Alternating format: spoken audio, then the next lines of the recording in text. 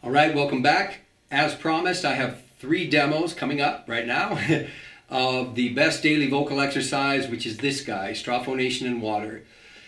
You're going to hear a lot of bubbles and you're going to hear the sound I make, but you're not going to really hear it as I hear it. And of course, you can't feel it as I feel it, and that's important.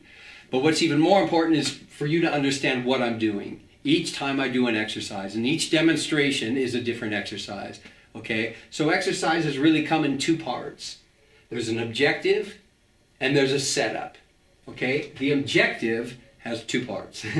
You're saying, I'm developing a sound quality over a particular range of my voice. And I'll give some examples in a minute. Okay, the setup has 3 parts, really 2, but you have exercise variations, which are very basic. They're more about the level of water, the posture, whether you're standing or sitting, and about the scale you use and the range of the scale.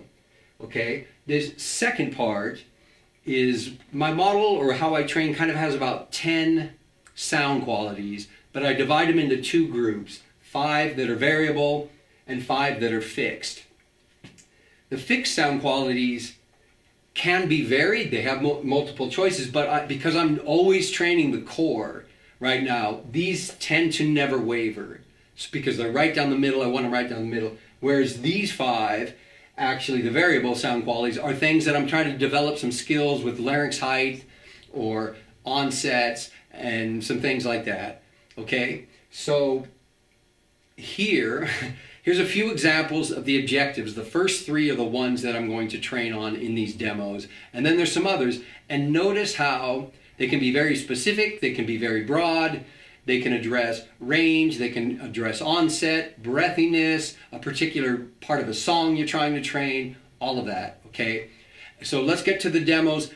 During the demos, there'll be text overlays showing you the choices I'm making in those particular exercises, okay? Demos.